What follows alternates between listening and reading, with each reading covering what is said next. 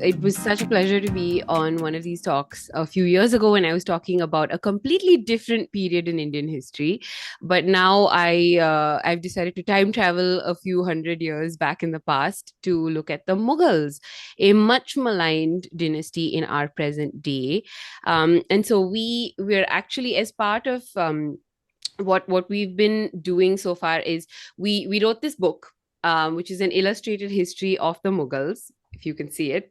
And so the thing we wanted to do with writing this book was to explore the entirety of the dynasty's sweep, which is not something a lot of people know about, which is not something that I encountered in school either. You know, you sort of go from the big six Mughals, from Babur to Aurangzeb, and then you suddenly fast forward to Bahadur Shah Zafar, and the British and the mutiny, and that's it. But there were 150 years between the end of Aurangzeb's reign and the start of the British Empire, which were an extremely interesting time of shifting alliances and unlikely bedfellows. And when we started working on this book, that became a period that we got really interested in because of just how fascinating the relationships between people became during that period. So I'm just going to share my screen so that you can see a little presentation we've made. So we all have sort of, we come to Aurangzeb Alamgir, the last of the big six Mughals, with a lot of preconceived notions, as I realized. So he tends to be stigmatized as this extremely bigoted, extremely unpleasant, cold-hearted, and a violent person. And certainly a lot are true of who he was. He was a warlike human being. He spent 25 years of his life on the battlefield, going from fort to fort, fighting against the Marathas, fighting against the rulers of the Deccan Sultanates. He was very all about the expansion of the empire, and he did manage to expand the Mughal Empire to its greatest extent. It would never again be as big as it was in 1707 when Aurangzeb was on his deathbed. And Aurangzeb, he is a hard person to like, right? So he did end up killing three of his brothers on his path to the throne. He did imprison his father. He did victimize a lot of people in his court. He did bring back the hated jizya, the tax on non-Muslims. He does seem to have been quite a how shall I put it? Quite a an unpleasant person to be around. But when we started delving into his life, it became apparent that he'd also gone through quite a lot from a really young age.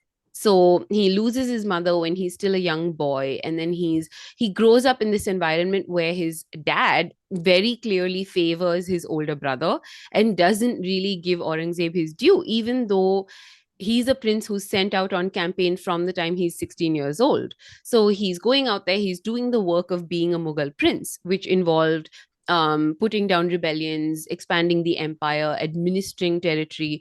But Shah Jahan never really saw Aurangzeb for all of his good qualities. And so inevitably, you have this resentful, angry son who, the minute the father's reins seem to go slack, he kind of jumps in and he decides, okay, the only way I'm going to capture the throne is to defeat my brothers, get rid of my father, and put myself on there on my own. And that story is, of course, absolutely fascinating, and you can find out more about it in our book. But this talk being about what happens after Aurangzeb, I'm gonna hand it over to Nikhil, just to add a bit more color to Aurangzeb's life, because we do have a lot of really interesting sources for his life. So one of my favorites is that we have a big cache of letters that he wrote. And he, during his lifetime, he was an incredible micromanager, and he wrote these letters to his sons, like down to the last detail, saying, I've heard that you're wearing yellow robes. Yellow is not a color for a man in his 40s. You should not be wearing yellow robes. Do not wear this color in your court. And this is a man writing to his son who's in his 40s, trying to police what he wears, right? So you can see why he wasn't popular even with his own family. But yeah, I'll leave it to Nikhil to tell us a little bit more and to complexify this idea of Aurangzeb as an unpleasant guy. Yeah, thanks, Ashwitha. So here you see a couple of portraits of Aurangzeb, one as a young man and another one as a old, uh, back bent with age, dark circles around his eyes. So can you go to the next slide? So we'll show you the portrait that we made of Aurangzeb. So here, Aurangzeb is, of course, shown in his old age, again backbent, but him sitting in his tent at on the battlefield. And this is the fort of Golconda that you can see outside. His armies are ready for his command. And this is based on the fact that Aurangzeb did spend decades of his life towards the end just being at war, like Ashwita was explaining, and he felt like his duty was to be at war. That was his like job as an emperor. But interestingly, we do have these letters at the end, which he wrote to his sons. And this is a so Aurangzeb was, I guess, lucky enough to live really long. He died when he was almost 90. I think he was 89 or something. And by the time he dies, his sons are already in their 60s and they're waiting. They want to be emperors, but they've pretty much lived their lives. And this is a time when a lot of people didn't live beyond their 60s. Akbar died when he was 61 or 62 or something. And a lot of the other emperors also never made it to the 80s. So Aurangzeb is one of the few that lives to be so old. But at this time, he writes a few letters where he tells his sons that, I've done all this, but I wonder what it's all been for. And he sort of questions the whole purpose of his life right at the end. And he has been a brutal and ruthless man who has killed all his brothers. And now, at the ripe old age of 88 or 89, he's writing to his son saying that, actually, I regret killing Dara Shikoh. And I wonder what has been the purpose of all the effort that I put in expanding the empire. And I have a feeling that with me, the empire is going to go as well, which is exactly what happens uh, pretty soon after he dies. But we wanted to show him in this moment on the battlefield, writing those letters, perhaps questioning everything that he has been doing, because we have these letters. And this is one of the things we find very fascinating about Mughal history, which we are not lucky enough for a lot of other periods in Indian history, is that we get the level of high definition detail that we get into these people's minds, into their lives. It helps us to see them as humans. I mean, even a character like Aurangzeb, who very few people will find inspiring in any way, you do tend to start seeing him as a human, as somebody like Ashwita was saying. You can imagine him as a kid growing up, always being shunned by his father, always being told that you're going to play second fiddle to your older brother, who is so much better than you, who is so much greater and smarter and everything. And so this kid becomes ambitious that no, I'm not going to be like that. I will show myself. I'll show you what I'm made of. And this sort of takes him on this very destructive path, which only towards the end he starts to regret. So this level of high definition detail that we get into these people's minds and their characters is what makes Mughal history so interesting to me. And instead of history being about heroes or villains, it actually shows us that okay, these are real people, real flesh and blood human beings, just like you and me, with their flaws and their dreams and this and that, thrust into very extraordinary circumstances. And so we get people like Aurangzeb. So, like I said, pretty much right after his death, there is a succession battle, which his one of his sons, Bahadur Shah the first, wins, and Ashita will continue from here. So, one of the things about the Mughals is unlike in Europe, where you had the custom of primogeniture, where the eldest son would naturally succeed his father, not only for royals, but with aristocrats to property and stuff. So, there wasn't a lot of controversy over who succeeded to the main share of the property. But with the Mughals being Timurids, who of course came from Central Asia and traced their ancestry to Timur the Conqueror, there was this sense that every male relative of an emperor, of a warlord, of any sort of chieftain had an equal claim to that position when that person died.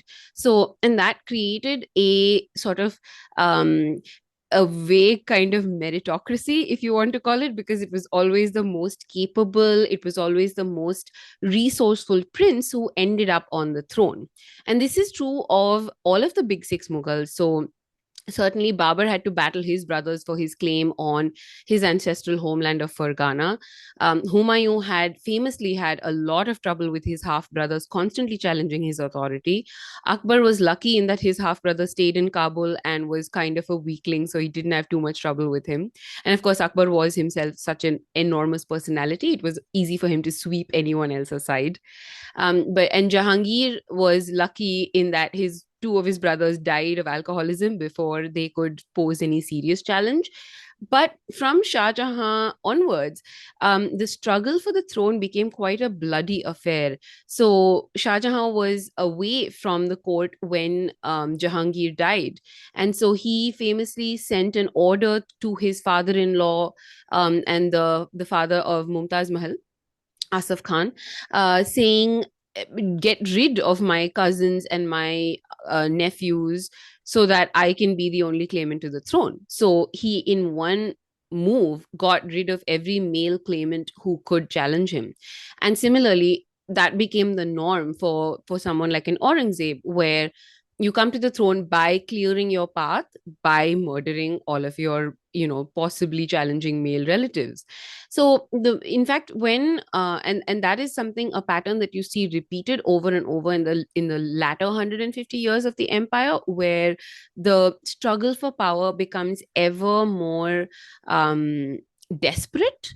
And so when Aurangzeb's dying in Ahmednagar in 1707, his sons are already trying to vie for the throne. So the ultimately successful claimant was a prince named Muazzam, who later was crowned as Bahadur Shah the First, and he was racing towards Agra in 1707, just as his brother Azam Shah was also racing towards Agra in 1707, because both needed to capture the imperial treasury.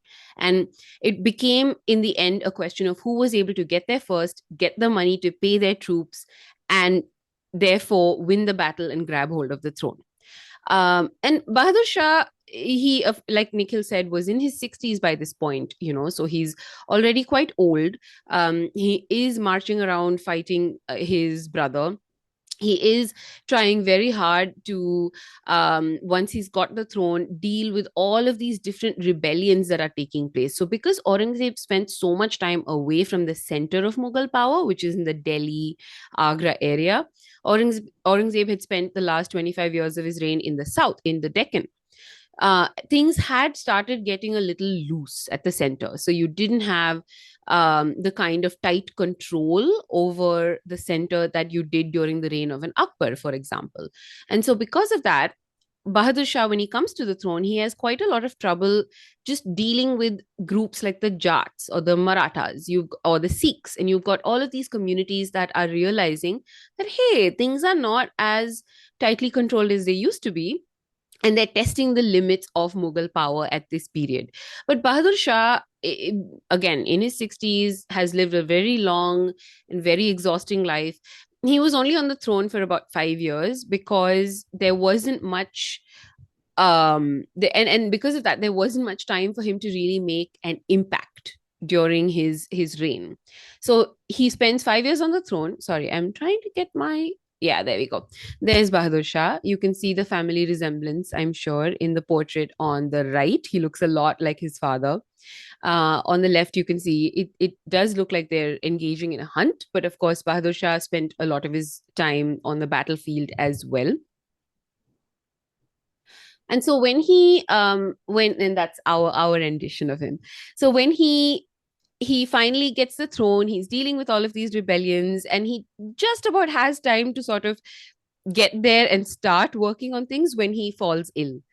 And on his deathbed, his sons are there by his bedside, but before he's even dead, they're already off trying to plot against each other and fight against each other to grab hold of the throne.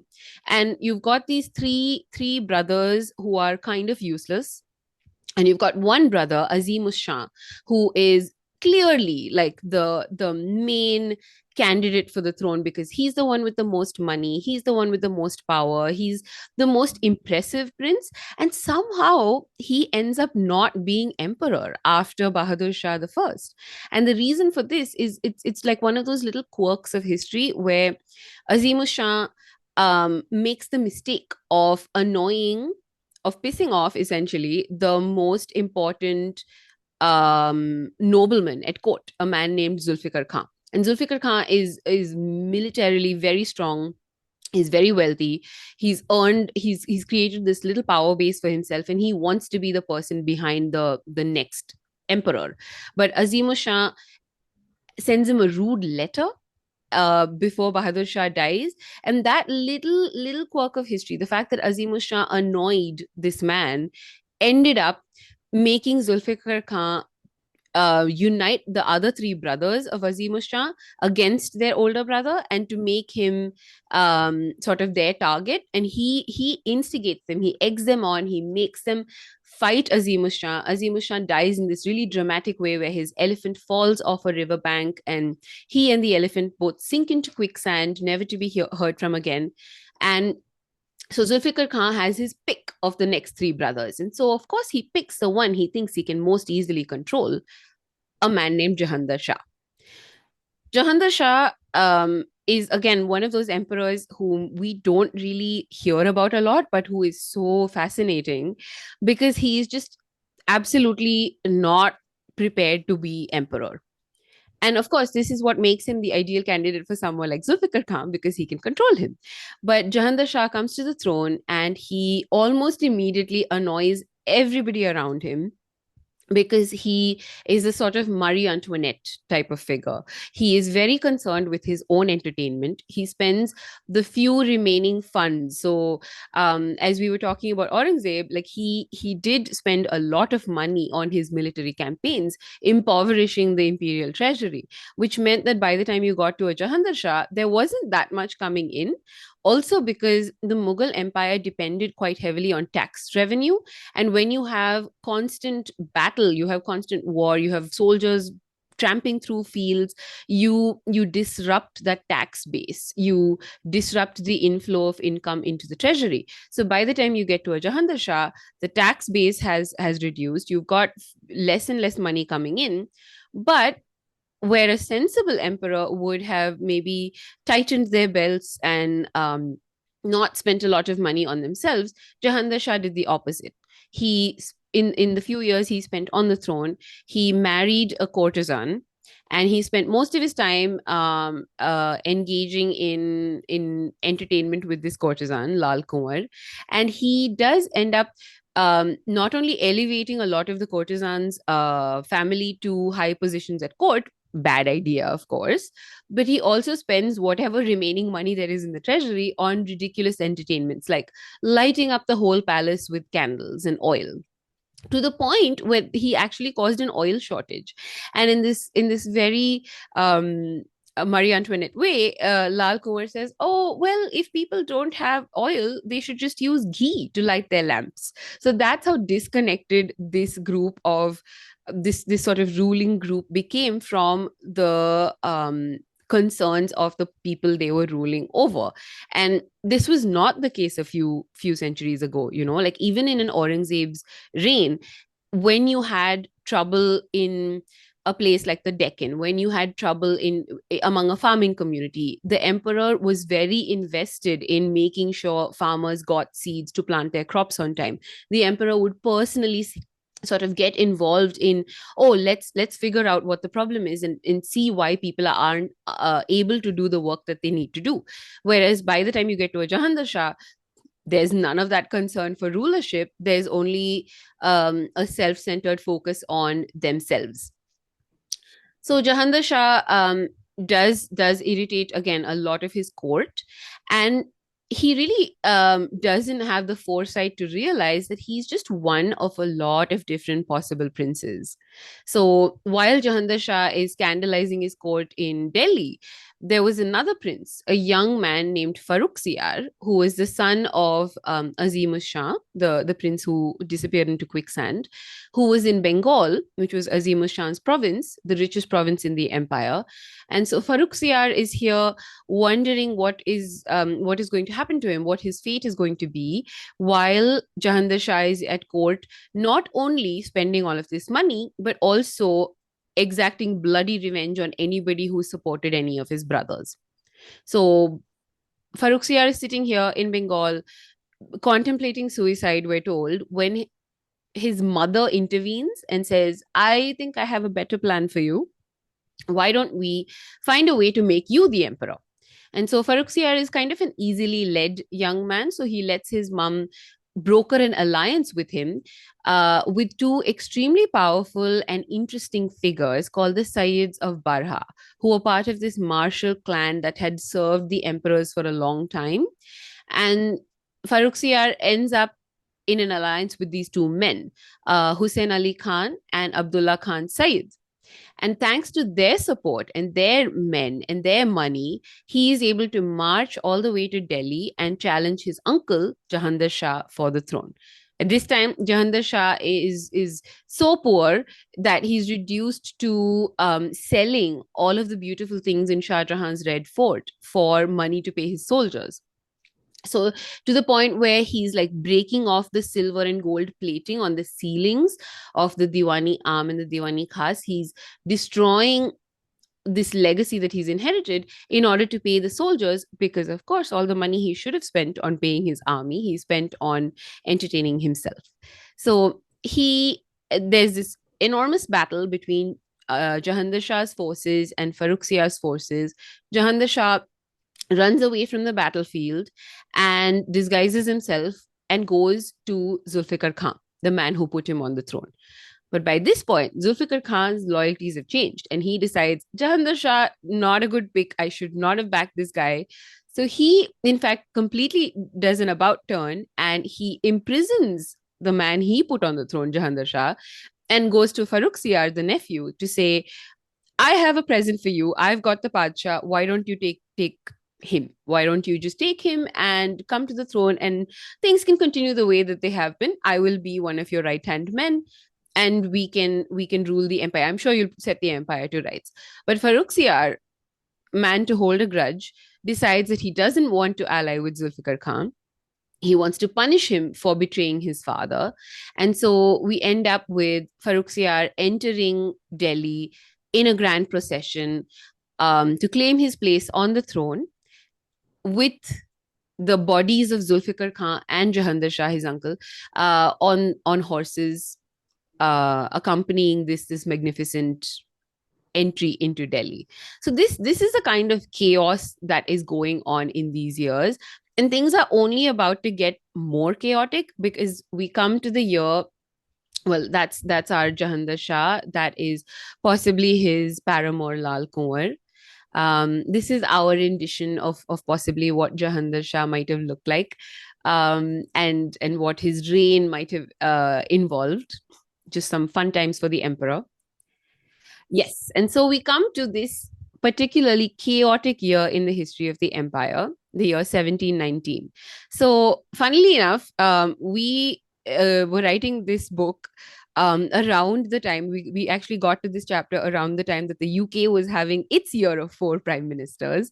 So it kind of felt like nothing much has changed in the intervening centuries. We still have quite chaotic politics even today. But so the year of four emperors, you've got this young man, Farrukhsiyar, on the throne, right?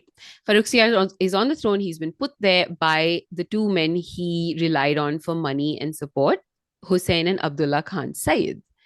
But almost from the day that he enters Delhi and becomes Badshah, Farrukhsiyar starts listening to other people who tell him, you should be wary of the Sayyids. They've got all the power. They're holding the reins. They've got all the men, the fighting men on their side. So make sure that you show them who's boss. Make sure that they know that you're the emperor.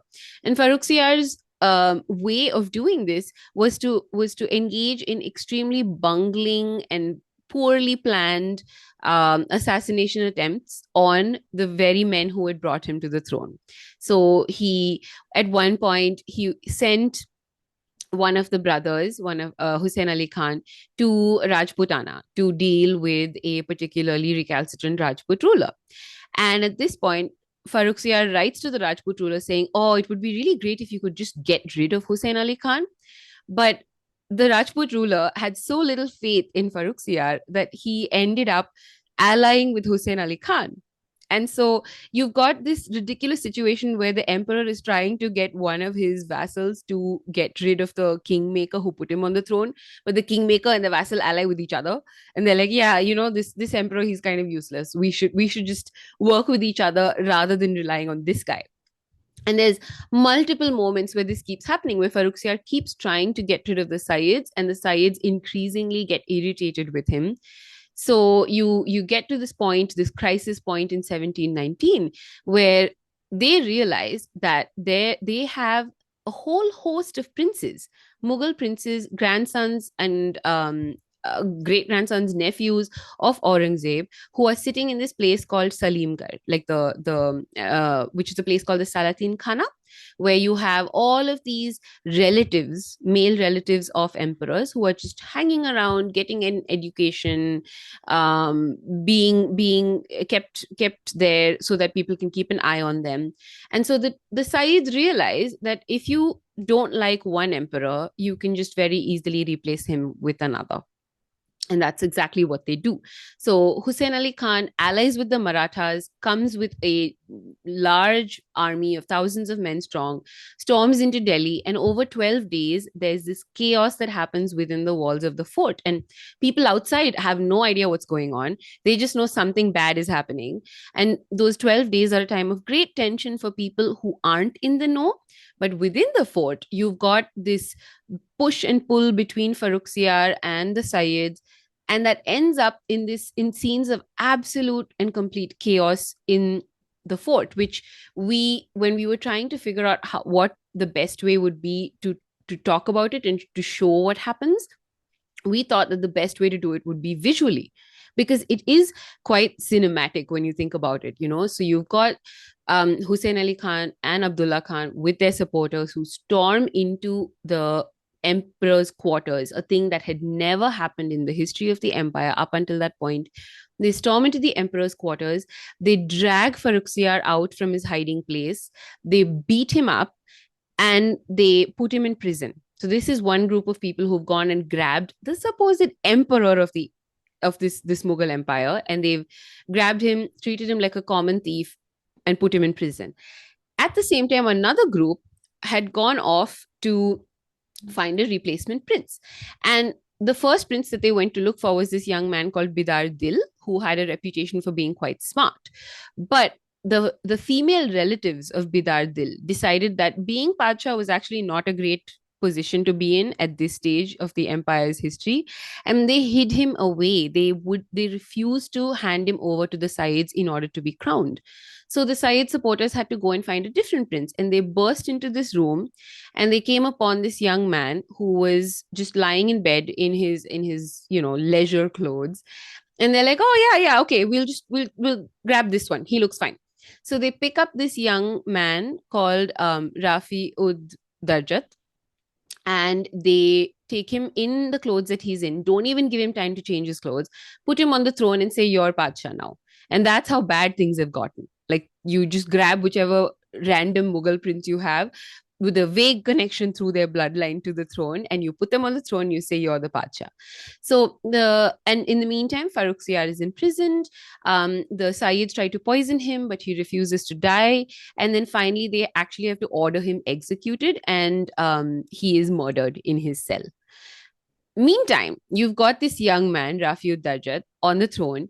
But what nobody realized when they grabbed him from his bed and plucked him from there and put him on the throne was that he was suffering from tuberculosis. So he lasted just a few weeks on the throne. And as he got sicker, he realized that he wasn't going to make it. And as his dying wish, he asked the Sayyids to put his older brother on the throne. And the Sayyids complied because why not, right? You one prince is as good as another. So the Sayyids went and they got his older brother, a young man named Rafi Uddola. Now, Rafi Uddola was again in his 20s, addicted to opium, had lived a very sheltered life in this Salatin Khana, did not really have much knowledge of what it would take to be an emperor. But he did want to be a good emperor, and therefore he gave up opium. So he went cold turkey and he tried to give up on this addiction that he had. And it was that giving up that actually killed him. He went into withdrawal that was so bad that he died again within a few months of coming to the throne. And you have this empty vacant space again. So the Sayyids once more go into the Salatin Khana and look around. They inspect all of these princes and they pluck one from obscurity, and his name was Muhammad Shah. And he would actually end up staying on the throne for 30 years, unlike his predecessors. But I would like to hand it off to Nikhil, so that he can tell us a bit about visualizing this chaotic year. Because one of the things about it is, like, say in an Akbar's reign, or even an Aurangzeb's reign or a Shah Jahan's reign, you have these beautiful Mughal miniatures, some of which you saw, which document moments in time, document real events. And that system, you have these enormous Mughal ateliers of painters who are creating these paintings at the behest of the Padshah. That system breaks down quite a lot during Aurangzeb's reign, because he starts pulling back from the artistic patronage that was such a big feature of the previous Padshah's reigns. So by the time you get to 1719, we at least found that we had to use our imaginations a lot more. Yeah, so at this time, of course, like whatever paintings were being painted, we have to remember that these were not meant to be actual historical records. These paintings that whichever emperor was funding, they were funding it for a very particular reason. And one of the things was to to sort of glorify themselves, to record what they thought was important. So, for example, Akbar loved very action-oriented paintings. So he had the biggest atelier where he would get his artists to paint scenes from Akbar's life, which were full of action. They're always happening outdoors, and always like 30 things are going on in one painting, as opposed to two or three generations later when Shah Jahan has a different sensibility. What he wants to project is how grand and how orderly his court was. So when you look at the paintings made under Shah Jahan, they're all very well organized. People are standing quietly in the court. Everyone is looking up to Shah Jahan. Shah Jahan is always placed at the top, and he always has a very golden halo. So you can tell that clearly this is the most important guy. So we have to keep that in mind when we look at these paintings now. But interestingly, and that is the reason why at this time, when you can see the chaos where you are having to go through four emperors within 1 year, there's basically nobody recording these things. So we don't have paintings from this time. And as Ashwitha mentioned, that Aurangzeb had like it, contrary to the popular belief that Aurangzeb banned all painting and all music from his empire, he actually just stopped funding the ateliers that the earlier emperors had funded. So it's not that he put a ban on it, he just stopped sponsoring much of it. So there is a decline therefore also in the number of paintings being made, etc. But of course at this time, because of all the chaos, because of the uncertainty of who's ruling, who's not, where is the money coming from and not, the paintings are not being made. So for this spread particularly, we just had to sort of imagine what we could. And some of the things shown here, I mean, the idea was basically to capture chaos. So in the book, if you look at the book, there's actually text running through these images. I have removed all the text just so that we can look at the images for this presentation, but in the book there is text here. But some of these things are actually based on real things. So for example, they do actually find Farooq Siyar hidden away in a corner somewhere. So in this, I didn't want it to be so obvious where Farooq Siyar is. So it's almost like you have to look for him. He's, if you can't see him, he's in the bottom right corner. The only thing that sets him apart is that little green feather thingy sticking out of his turban. And so there are also stories of when these people go looking for Farooq Siyar, when the men that have been sent by the Sayyid brothers are looking. They're actually in some at some point there are some women who stop them and try to beat them with kitchen utensils and stuff, and so that's another thing that I've shown. And the fact that this space, the Salatin Khana, basically the inner parts of the Red Fort where the royal family lives, have always been sort of sacred areas. But now all of a sudden there are people that are just barging in. There are soldiers who are barging in, which has never happened before, and there are almost like factions who which nobles are supporting who, depending on that which parts of the Fort are being opened up or where the access is being blocked. So those kinds of things are happening, and some scheming and some plotting is happening. In the top right, you can see there are three nobles who are just sort of watching and seeing, which is what happened as well, where people are watching which way the tide is going to turn, and then we can decide, who we are supporting and who we are in favor of and stuff. So I kind of wanted to show this, and the same thing for the next spread, which the blue, yeah, can you go, yeah, this one. So this one was about, I mean, I wanted to show, for example, what the prince was doing when suddenly people barge in and tell him that, hey, you are the next emperor. And I imagine him just probably resting and not expecting this to happen at all. And so hopefully you can see some of the shock on the faces of the emperors, the new emperors.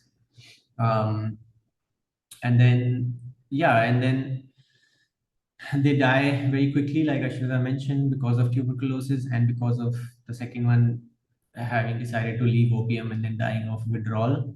And then finally, we get to Rangila, Muhammad Shah, who becomes the next emperor, who does end up ruling for almost 30 years after this complete chaos of the previous 12 years, when we go through around what six emperors that we go through within the span of 12 or 13 years after the death of Aurangzeb.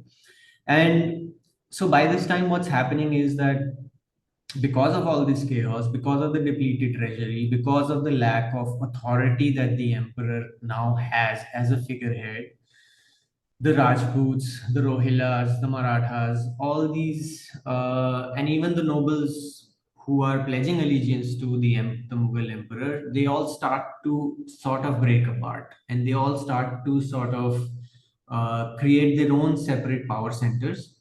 And in this fragmenting of the empire, we have this emperor, Muhammad Shah, who, interestingly enough, decides to be the ostrich, the proverbial ostrich with his head in the sand. But lucky for us, he does start to support arts once again. And because he's the ostrich with his head in the sand, he decides, well, I'm going to enjoy the good things at least that the world has to offer to me. And once again, we have artists who are being funded. We have an imperial atelier once again. We also have a lot of musicians. So we couldn't capture that in this book very well. But in fact, a lot of the modern day Hindustani music that survives. It finds a lot of its roots, like the forms and the ideas and the way the performances, the way they're done, the instruments that do use, the rags. Even a lot of the poetry traces its origins back to this time when Muhammad Shah decides to sponsor a lot of it. And that's why he gets this name also, the nickname of Rangila, meaning colorful, because he was a colorful emperor. And Ashwita, you want to talk about this painting? So yeah, this is one of those one of the paintings that survives from Muhammad Shah Rangila's period, and it actually shows the emperor celebrating Holi with a bunch of women from his harem. So as Nikhil said, Muhammad Shah was well known for ignoring the fact that his empire was crumbling around him. at this point, you have people like Nizamul Mulk, who founded the what would later become Hyderabad, the princely state of Hyderabad that lasted well into the 20th century. And then you also have people like Burhanul Mulk, who is the founder of the princely state of Awadh, another breakaway state from the Mughal Empire that would last into the British colonial period. You have people like the Marathas, like Baji Rao, who decides to start pressing further and further up north during Rangila's reign. And you've also got the Nawabs of Bengal, who later gave rise to someone like Sirajud-Dowla, the guy who famously fought the British at Plassey and lost. So all of these figures of Indian history that we're kind of familiar with, or um, princely states that we're kind of familiar with, start to form in this period, in this 30-year long reign of Muhammad Shah Rangila, while the emperor is enjoying moments like this in his Red Fort, where he's playing holy with his wives and his concubines. The thing, I mean, Rangila gets a bad rap for being someone who decided not to do anything about consolidating the empire. But one does wonder what he could have done. He did have a depleted treasury, he didn't have much control over the men around him. And for him, it became a question of survival. It was just, how do I make sure that the princes I have seen come before me, who have died either of illness or of having irritated the men who put them on the throne in the first place, and who kind of created this chaos and political upheaval, how do I avoid all of that? I avoid it by not being part of it. Having said that, Rangila wasn't completely outside of the politics of the court. Early on in his reign, he did covertly support a plot against the Sayyids of Barha, who were defeated and murdered.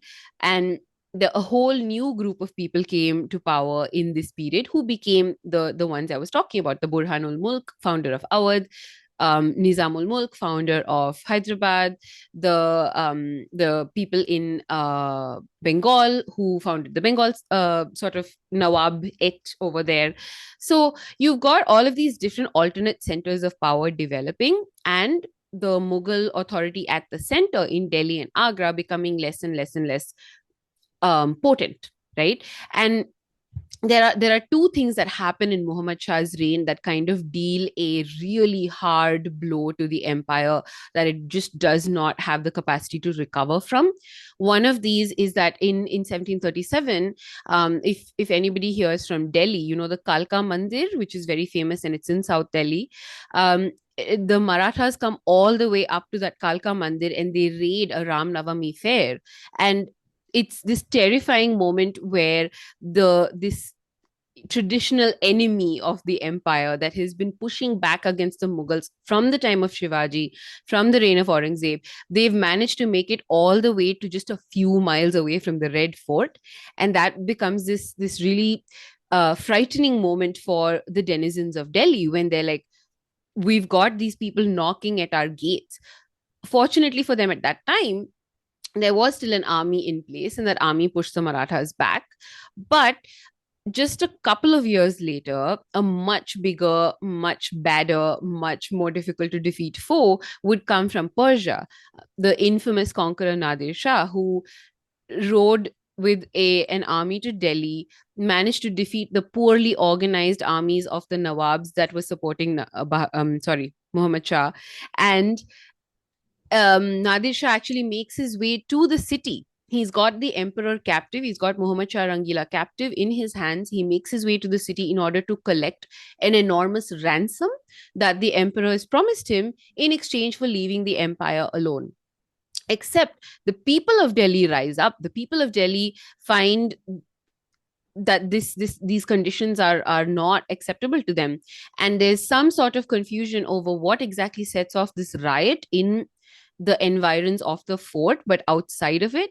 So you've got the people of Delhi picking up swords, picking up whatever weapons they can, and attacking the Persian soldiers that accompanied Nadir Shah.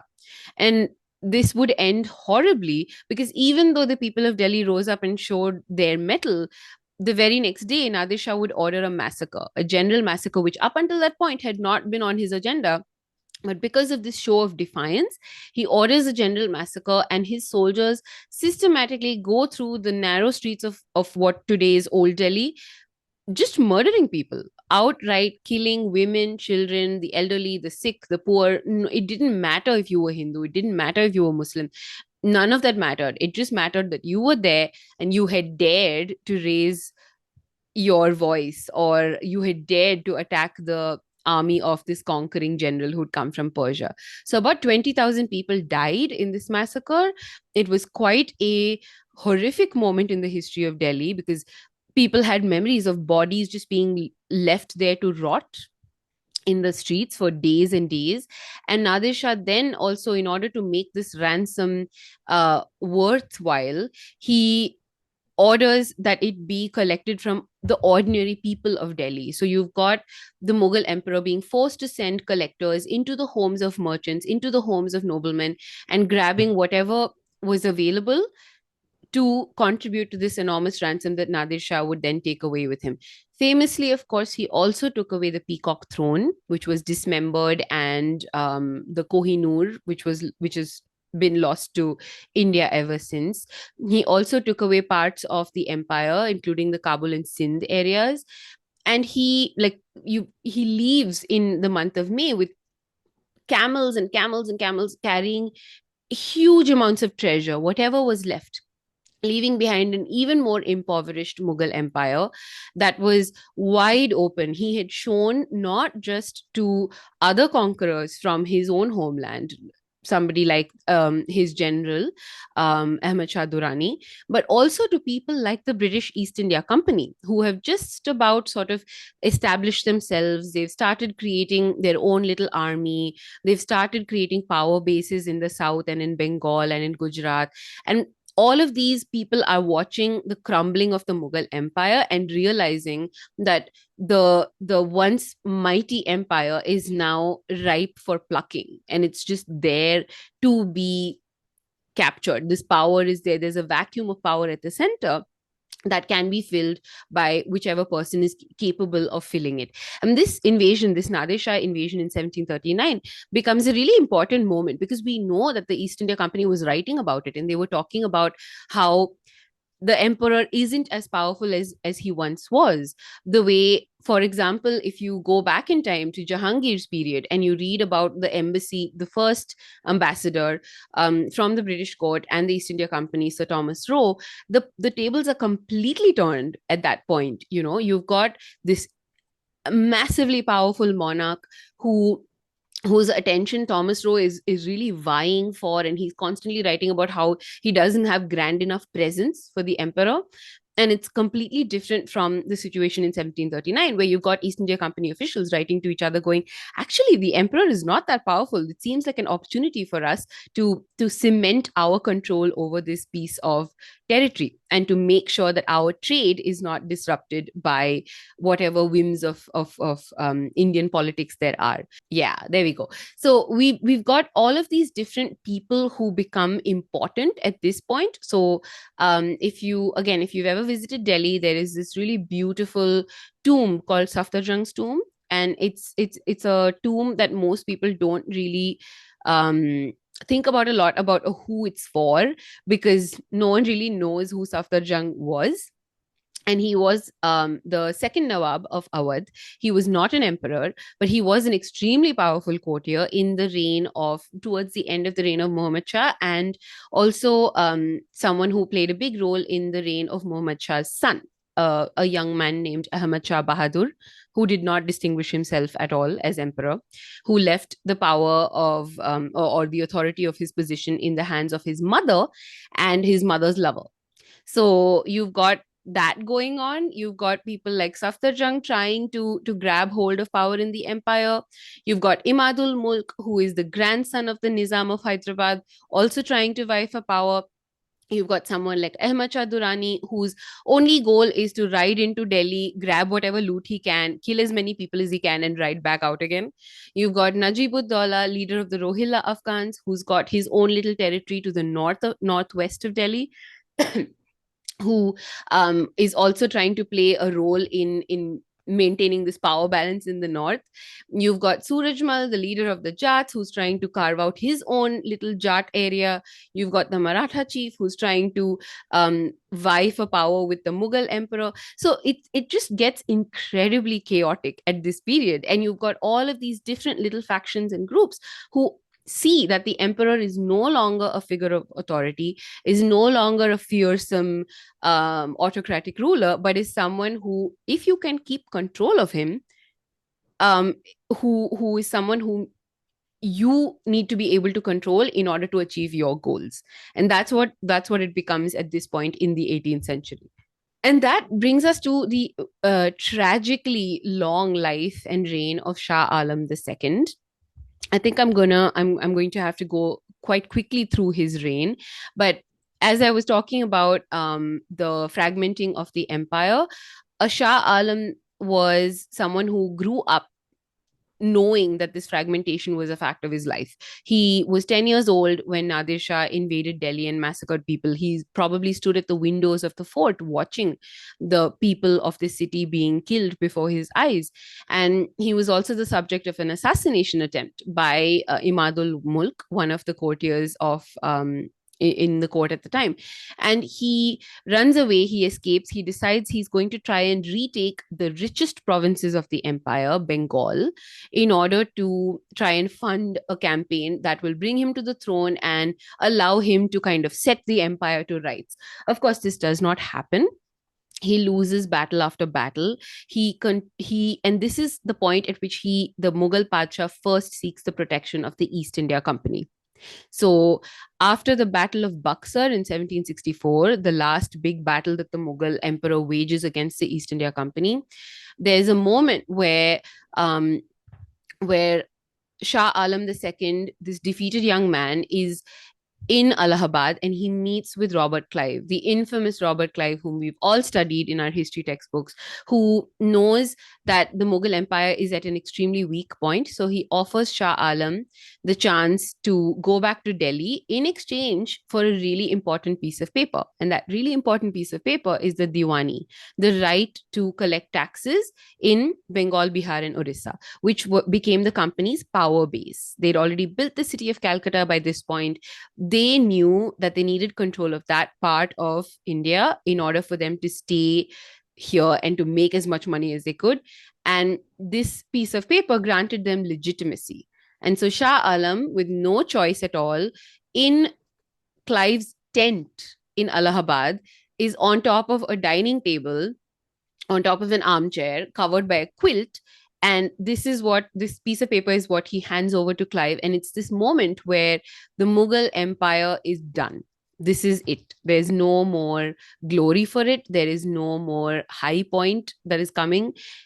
It's sort of like this pivotal moment in history where the Mughal emperor is handing over power to collect taxes, something that was his by right, to a trading company that's come in from an island thousands and thousands of miles across the ocean.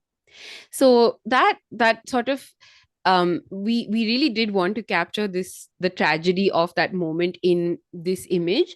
And the thing is, actually, I'm going to leave this to Nikhil because it's really interesting how this moment is captured in paintings commissioned by the company itself, and he should tell us more about it. Oh, yeah. So once again, there's no record of this exact moment. The only visual record of it is by a Scottish painter who never even visited India ever. So it's complete. It's a complete fabrication.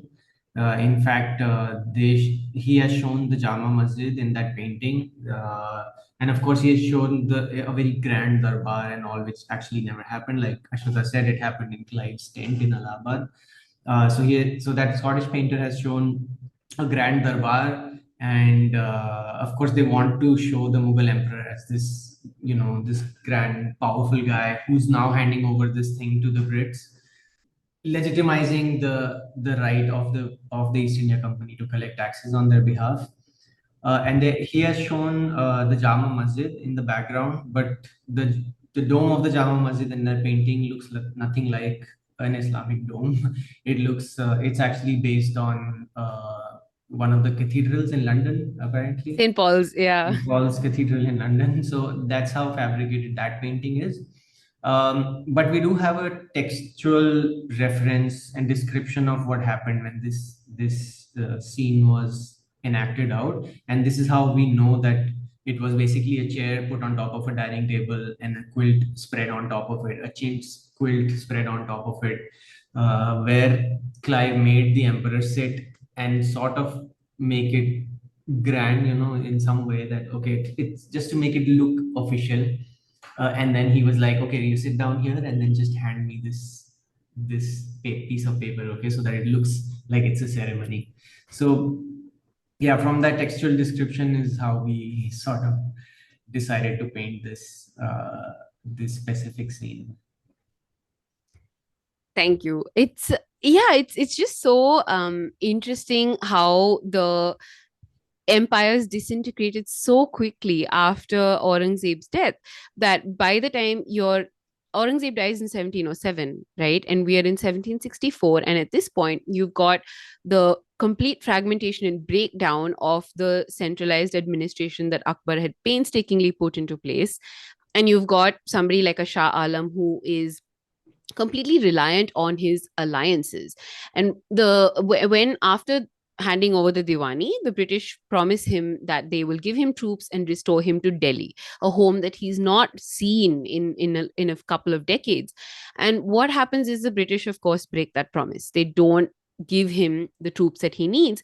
So he turns to a completely unlikely source of support. He looks to the Marathas, who have steadily been growing in power and wealth and in capability, quietly sort of doing their own thing in the west of India.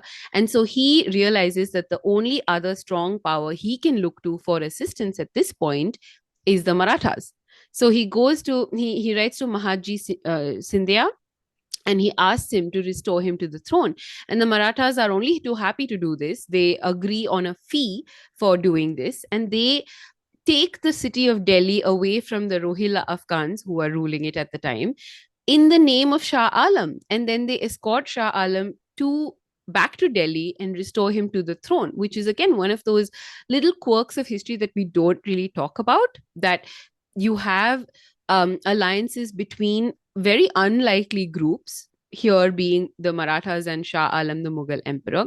And not only does Maharji restore Shah Alam to the throne, but a few years later, when a disgruntled Rohilla chief named Ghulam Qadir, he attacks the fort, he imprisons Shah Alam, he loots, and he pretty much sort of assaults and destroys a lot of the last remaining wealth in the fort. He also imprisons a number of members of the imperial family, and he actually blinds Shah Alam.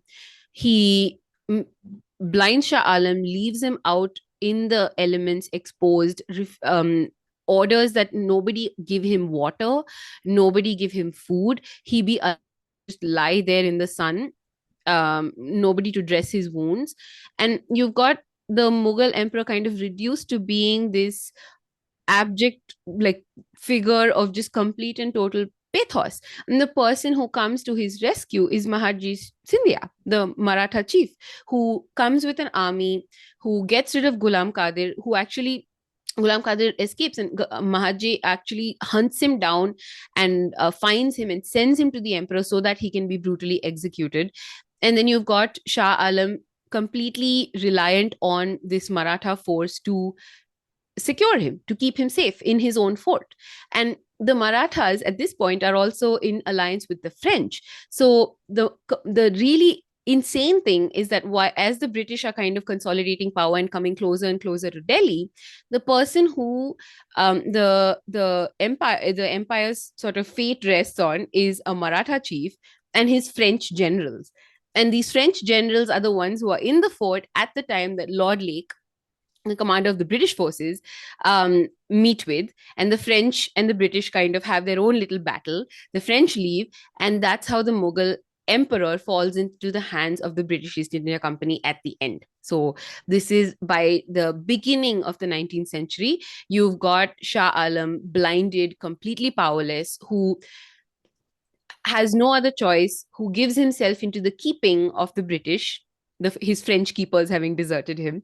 And he lives on for a few more years, completely reliant on the British for an allowance, completely reliant on their soldiers to keep him safe. And that's how things go on for the last two padshahs of the empire. You've got Akbar Shah II, and of course, the extremely tragic figure of Bahadur Shah um, the second. Trying to get this to move. Yeah, there we go. So Akbar Shah II is definitely an interesting figure. He is completely powerless at this point. He has very little authority that extends beyond the Red Fort. That's pretty much all he controls. And for most of his reign, he's locked in a tug of war with the British over the payment of his allowance. And he's constantly like asking the British, you owe me a lot more than you're actually paying me. So you got to make sure to pay me the full amount. And in fact, he recruits a young Raja Ram Mohan Roy, whom we know better as a reformer of Hinduism, to be his agent. And this Raja Ram Mohan Roy is sent off to plead the emperor's case to the British king at the time. And it's just such a like downfall of this figure of the Mughal emperor, who at one point was the richest man in the whole world, who far outstripped the British king in his power and his influence, to have to send a lawyer to plead his case, saying, please pay my allowance on time and make sure you agree to the forms of the agreement that we signed. So that's where we do know, of course, a lot about Bahadur Shah and the mutiny and how the Mughal Empire finally met its end. But I would like to end with Akbar Shah II, a much overlooked figure. And I wanted to just read a tiny bit about his sad life.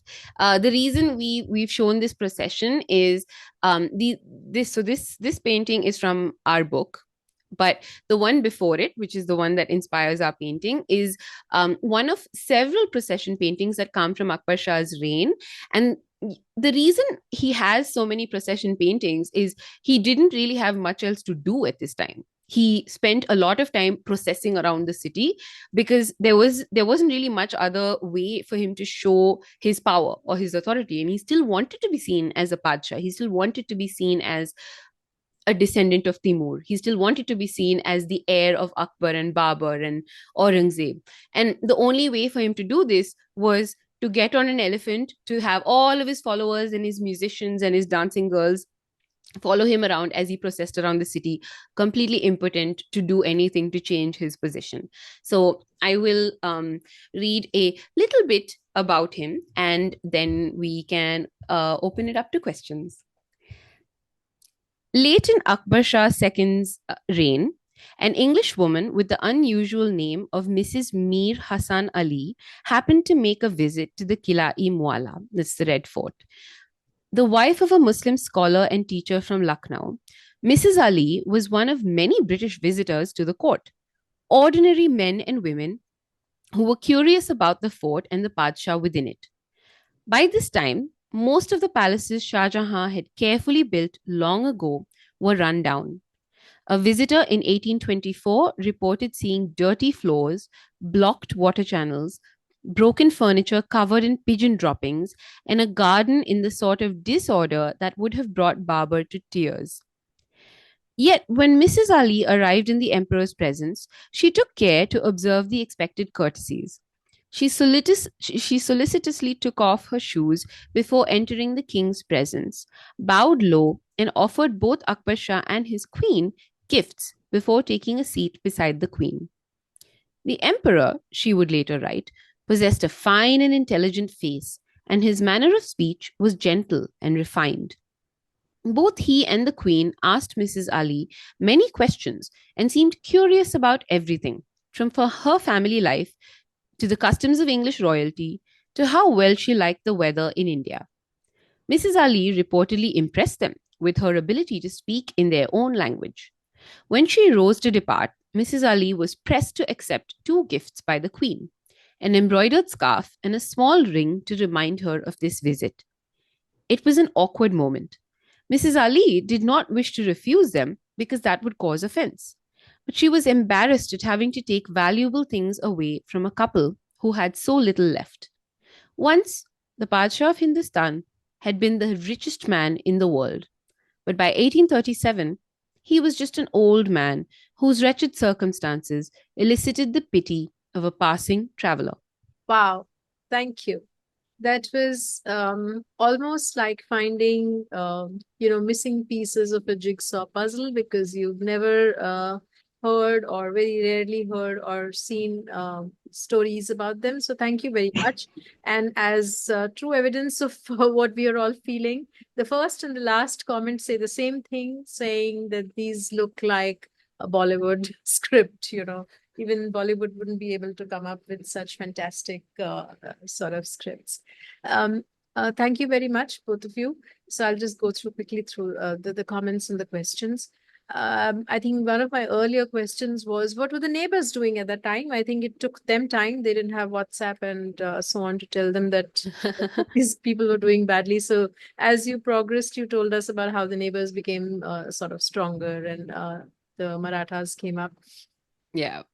Jyoti has a question. Why was Bahadur Shah Zafar called the last emperor, and how many successions were there between Aurangzeb and Bahadur Shah Zafar? And I think Ravi's already answered that, saying the empire lasted till 1857, and since 1803 existed only as a rump around the Red Fort. So he's done your job completely.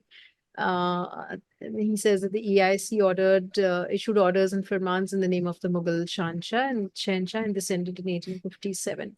But of course, one observation of mine is, when Nikhil was showing the Red Fort, how beautifully, visually you put so much of the story in your book, because like I always say, pictures speak 1,000 words, and everything comes around so delightfully. So thank you for that.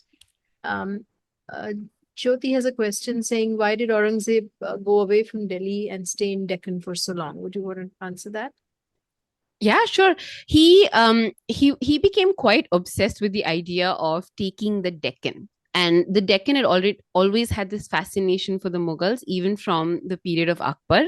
So Akbar kept trying to go southwards. And the same happened with Jahangir, with Shah Jahan. Not so much Jahangir; he was a bit more of a chill emperor. But it definitely happened in the case of Shah Jahan. It definitely happened with Aurangzeb. The Deccan Sultanates were very wealthy, and they'd always been thought of as very wealthy, and bringing them into the fold was a big motivator for multiple Mughal emperors to move southwards. And with Aurangzeb, um, during that 25-year period, it felt almost like, when we were doing the research, that he really wanted to prove a point, that he wanted to prove that he was the best. And that meant defeating the Marathas. It meant defeating the Shia sultanates of the Deccan. It meant kind of his own ambition and his religiosity kind of became entangled with each other. And so part of his what he saw as his duty was to bring all of these areas into the Sunni fold, his what he thought of as the correct way of being. So that became a very big reason for him to push and to get the Deccan under his control. But the weird thing is, even his own soldiers, there's a memoir by one of his soldiers who quite scathingly says, it seems pretty pointless that we take a fort and then we move on to the next fort, and by the time we've moved on to the next fort, the first fort that we spent so much time taking has been lost.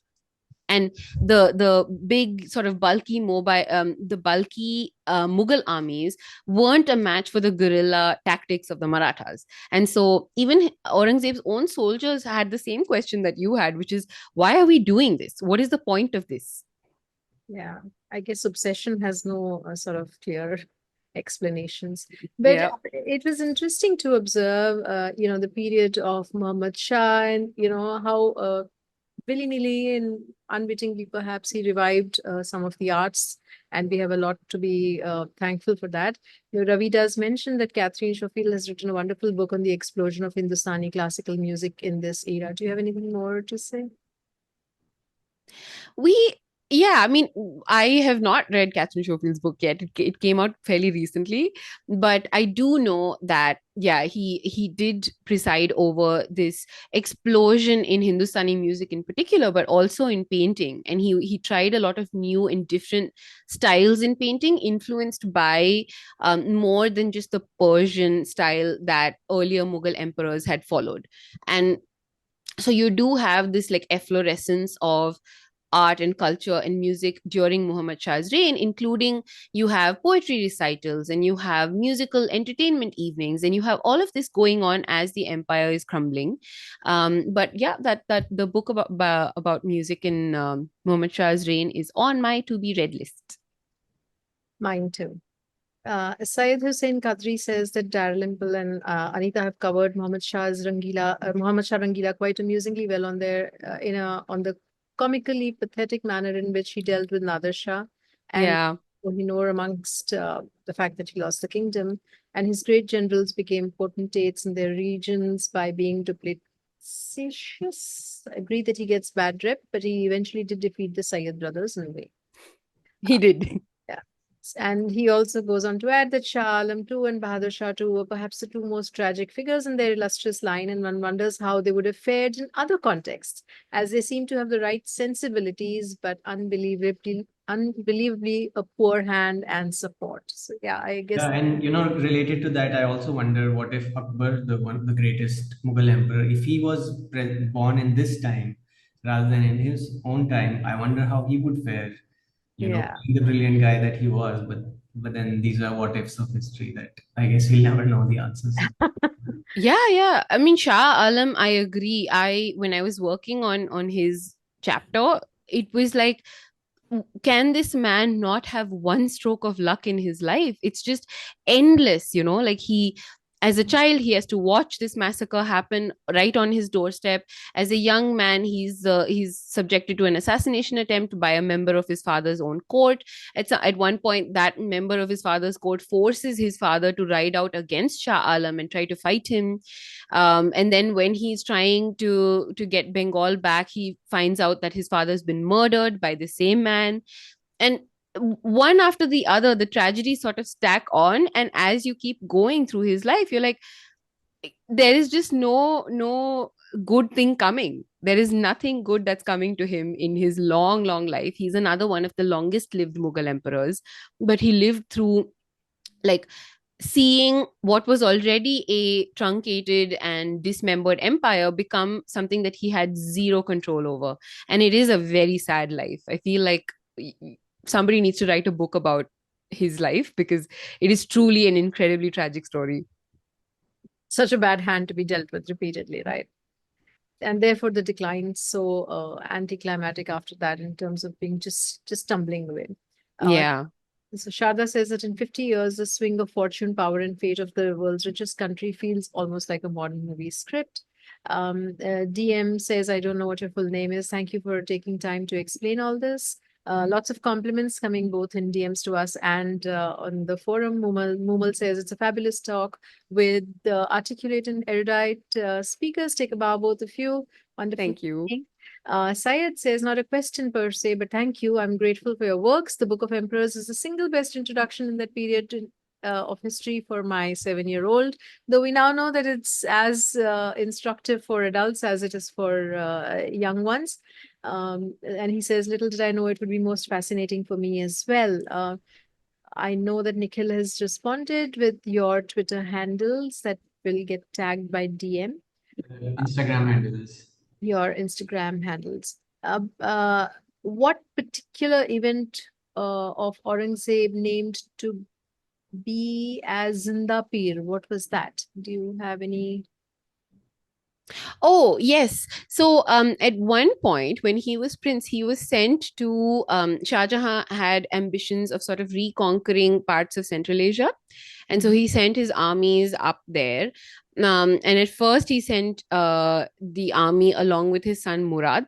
And it's actually quite funny. I'm glad you brought this up, because when Babur first came to India, a big problem for the men who accompanied him from Kabul, including a bunch of people from Central Asia, was the weather. They absolutely hated the Delhi summer, which anyone who's lived through a Delhi summer can completely empathize with. So a lot of them complained about the heat and the dust. But when Murad, a few generations later, goes up and is sent to Kandahar and Badakhshan, he and his Rajput army cannot handle the cold, and they're like, can we please come back? We can't handle this weather. It is too cold. We are not used to it. We need to come back. And so, because of Murad's failure, Aurangzeb is then sent to deal with Kandahar, which was this fortress that was constantly being fought over by the Mughals and the Safavids. And so Aurangzeb, the story goes, is that in the middle of battle, he gets off his horse because it's time for one of the different prayers in the day. And so he gets off his horse and he prays right in the middle of the battlefield. And I believe that's the origin of that Zinda Pir story, that he was that holy that in the middle of battle, he would pause just to pray. Wow. Wonderful. That's those letters of Aurangzeb being there is fascinating, as Jyoti says, and Mrs. Ali's visit is a fascinating story as well. With that, that's the end of the comments. I do want to say that the cover of your book is absolutely fascinating. I love the period it depicts and the variety it depicts. There's so much to see in that. But there's another question from Benny, so let me slip it in. Was Shah Alam perhaps not as vicious and cunning as would be required to run an emperor? And if so, how did his predecessors fare in this regard? I think so. Shah Alam is particularly tragic to me because he was so intelligent and well read, and he was a poet, and he most reminded me of Adara Shukla, because he was very enmeshed in Indian culture. He was very well versed in like Urdu poetry, for example, and he was a an inquisitive and an intelligent and an open-minded prince. And even though he tried his best, he did.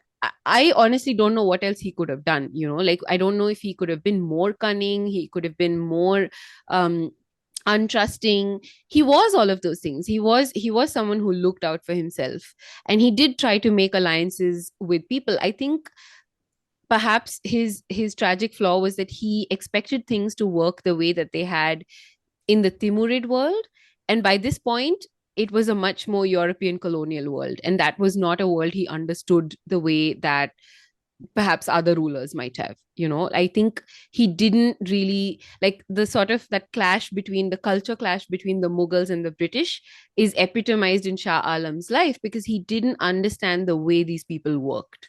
And I think that was his sort of tragedy. Yeah. Just one last question. Can you tell us what is the bird sitting on the title? And then we'll wind up. I'm leaving that to Nikhil. It's a hawk. It's a hawk. Okay. Okay, so thank you very much. With that, we come to an end to the 244th talk of Khaki Labs. Thank you so much, Ashwitha and Nikhil. It's been a delightful talk with so much information and with such, visual delight in it. Thank you, everyone who joined in today, this Saturday evening, and see you all again very soon. Nikhil, hopefully you'll come back and speak to us about another book of yours, and I'll see the rest of the audience next week. Thank you. Thank you so much. Thank Thanks. you.